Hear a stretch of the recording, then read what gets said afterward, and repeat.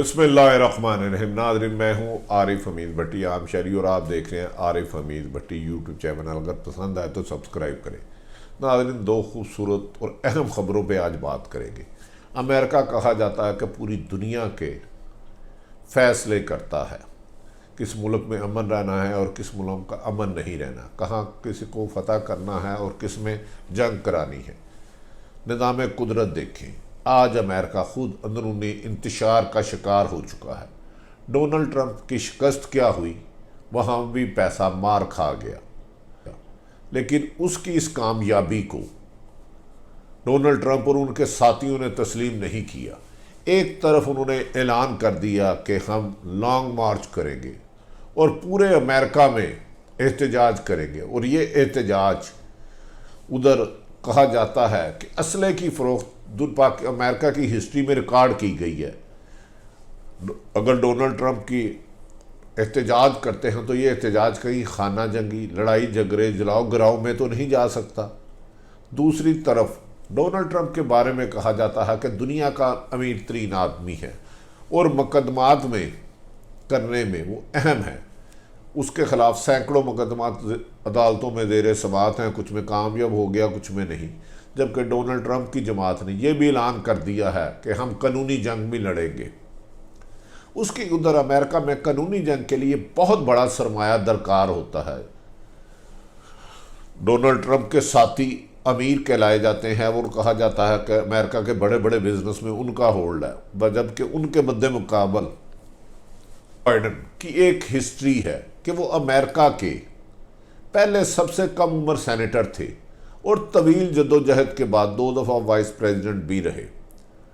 तकरीबन ये भी कहा जा रहा है कि उनके बारे में वो 1970 में पहले सबसे कम उम्र सेनेटर बने, और उन्होंने इस दफ़ा जो अमेरिका में इलेक्शन हो रहे हैं नवंबर में जो हो चुके हैं, जो बाइडन ने अपने साथियों को के साथ मशावरत से बात करते हुए कहा, जो बाइडन ने, कि हम कानूनी जंग नहीं लड़ सकते। उसके साथियों ने उसके लिए फंड कायम कर दिया है कि अगर ट्रंप इलेक्शन में जाता है, अदालतों में जाता है, तो उसका मुकाबला किया जाए। बज़ाहिर बादिउल नज़र में अमेरिका की सियासत पर, अमेरिका के कवानीन पर नज़रें रखने वाले माहिरीन का कहना है कि अगर डोनाल्ड ट्रंप अपनी इन हरकतों से बाज ना आया तो दुनिया भर के अमन का फ़ैसला करने वाला खुद अमेरिका इंतशार का शिकार हो जाएगा। अगर ट्रंप के साथियों ने असला निकाल लिया और एहतजाज पुरअमन की बजाय पुरतशद्दुद शुरू हो गया, तो अमेरिका जो कोरोना की वजह से उसकी इकानमी ऑलरेडी खासी मुश्किलात का शिकार हैं। इस वक्त अमेरिका में सबसे ज़्यादा नुकसान कोरोना की वजह से हुए हैं। उनकी इकानमी ऑलरेडी बहुत ज़्यादा नीचे जा चुकी है। बड़ी बड़ी चेन्स, बिजनेसमैन्स अपने स्टोर्स बंद कर चुके हैं। बेरोज़गारी अमेरिका की तरफ जा रही है। तो क्या ऐसी सूरत हाल में जो बाइडन भारत के लिए भी मददगार साबित नहीं हो सकता? इन सारी सूरत हाल में बैनुल-अक़वामी दुनिया की सतह पर माहिरीन का कहना है कि अमेरिका आने वाले दिनों में अपने अंदरूनी इतनी मुश्किलात का शिकार हो जाएगा कि दुनिया में दीगर ममालिक, ख़ुसूसन अफ़गानिस्तान पर इसका बड़ा असर पड़ेगा। और भारत जो हर बात में अमेरिका से मदद हासिल करता था, असला हासिल करता था, मुख्तलिफ वादे करता था, भारत का भी अकेले रहने जाने का इम्कान है, क्योंकि भारत में मोदी की पॉलिसियों की वजह से खुद भारत में उसके ख़िलाफ़ बहुत बड़ी मूवमेंट्स बन चुकी हैं। मोदी का लोगों के सामना करना मुश्किल होता जा रहा है। उसमें एक बहुत बड़ी रीज़न मकबूजा कश्मीर में भारतीय दहशत गर्दी भी है। तो नाज़रीन, लगता है दुनिया पे रूज करने वाला अमेरिका अंदरूनी इंतशार का शिकार होते हुए दुनिया का अमन तबाह करने के बजाय अपने अमन को कायम रखने के लिए उसको सख्त मुश्किलात का सामना करना होगा। ना सिर्फ अपनी इकानमी को बेहतर करने के लिए उसे बेहतर पॉलिसियाँ बनानी होगी, बल्कि दीगर ममालिक में इंटरफेरेंस करने की बजाय अमेरिका में अमन कायम रखने के लिए वहाँ के लोगों को असले के इस्तेमाल की बजाय उनकी इकानमी को ऊपर करने की बजाय गिरते हुए बिजनेस, और कहा जा रहा है वहाँ बेरोज़गारी की तादाद भी माजी की निस्बत सबसे ज़्यादा होती जा रही है। ये हालात अमेरिका के लिए भी सख्त मुश्किलात का होगा, जिसे जो बाइडन अगर कामयाबी से निकलता है तो यकीनन उसकी बेहतर हिकमत अमली होगी और अमेरिका क्या अपना पुराना वक़ार दुनिया में बहाल कर सकता है, यही भी एक सवाल होता जा रहा है। नाज़रीन, हमने ओवरऑल दुनिया की बात की। पाकिस्तान की सियासत बड़ी गर्मा गर्म जाती जा रही है। पीडीएम का बयानिया, नवाज शरीफ और मरियम का बयानिया, गिलगित बल्तिस्तान में पीडीएम को ले डूबा। नून लीग की शिकस्त फाश, पीपल्स पार्टी की नाकामी और पीटीए की बज़ाहिर कामयाबी पर अब अपोजिशन जमाते पीडीएम ने धांधली का शोर मशूर शुरू कर दिया और बिलावल ने तो यहाँ भी कह दिया कि मैं एहतजाज में जा रहा हूँ। लगता है कि पाकिस्तान में इस्टेब्लिशमेंट महाल बयानिया मुस्लिम लीग नून की जवाल की तरफ एक पहला कदम साबित हो रहा है। देखना यह है कि गिलगित बल्तिस्तान में नाकामी के बाद क्या आइंदा उनके जलसों में भी फ़र्क पड़ा है, क्या लॉन्ग मार्च से पहले कहीं पीडीएम तितर बितर तो नहीं हो जा रही।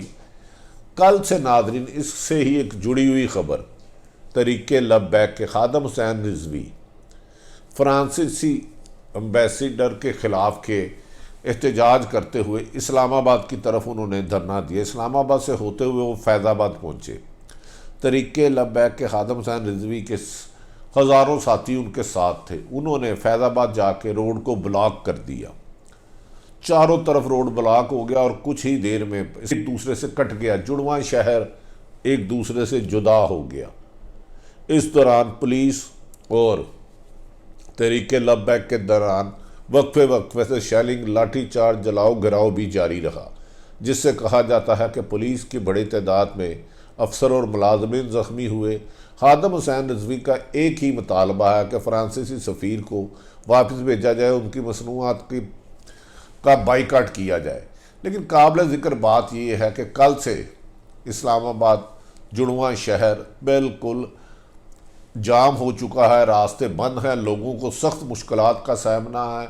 लेकिन पाकिस्तान हुकूमत के बड़े किसी भी वज़ीर ने जाके खादम हुसैन रिजवी से कोई मुज़ाकरात नहीं किए और उन्हें ये यकीन दिलाने की कोशिश नहीं की कि सफ़ीर को किसी तरीके से वापस भेजा जाएगा या उनकी मसनूआत को पाबंदी लगाई जाएगी।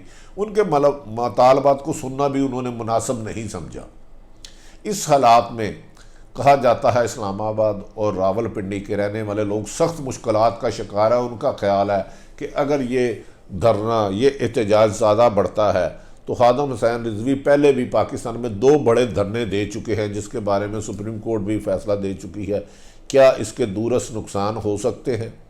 क्या इसके नताइज मुल्क भर में ये धरना, ये जलाओ गिराओ फैल सकता है? इस वक्त हुकूमत को चाहिए दानिशमंदी और हिकमती से काम करते हुए खादम हुसैन रिजवी के साथ ना सिर्फ मुज़ाकरात करें बल्कि उनके हर मुमकिन यकीन दिखाएँ कि आप नबी पाक मोहम्मद सल्लल्लाहु अलैहि वसल्लम की शान में गुस्ताखी करने वाले फ्रांसीसी सफ़ीर को ना सिर्फ वापस किया जाएगा कि हर मुमकिन इक़दाम किए जाएंगे ताकि उनके साथ सफारती तल्लुकात भी ख़त्म किए जाएंगे।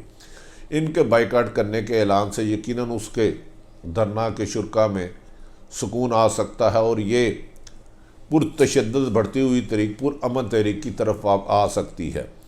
कहा जाता है कि खादम हुसैन रिजवी को उस मौके पर भी नहीं जाने दिया जा रहा क्योंकि उस वक़्त सूरत हाल ख़राब होती जा रही है। इस वक्त इस्लामाबाद और रावलपिंडी को पूरे मुल्क से काट दिया गया है, नेट डिस्कनेक्ट कर दिया गया है, मोबाइल पे राब्ते नहीं हो रहे।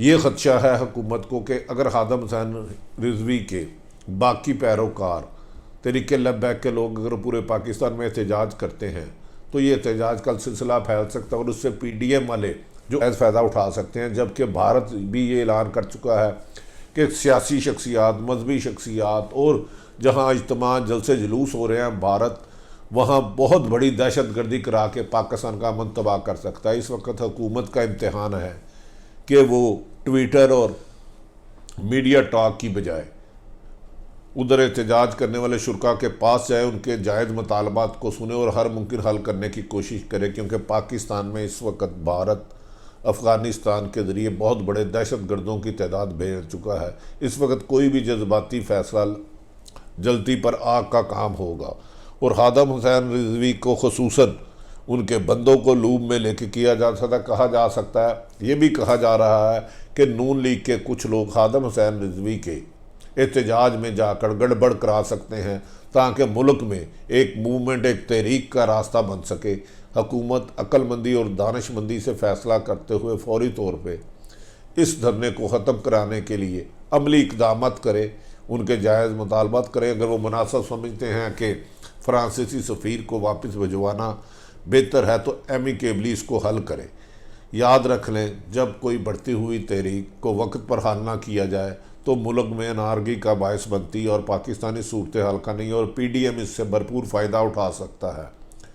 अब देखना यह है कि हुकूमत इस मौके पर एक तरफ PDM का एहतजाज, दूसरी तरफ तहरीक लब्बैक खादम हुसैन का धरना, इस दोनों कामों को एमिकेबली हल कर पाते हैं या मज़ीद मुश्किलात में इजाफा होता है।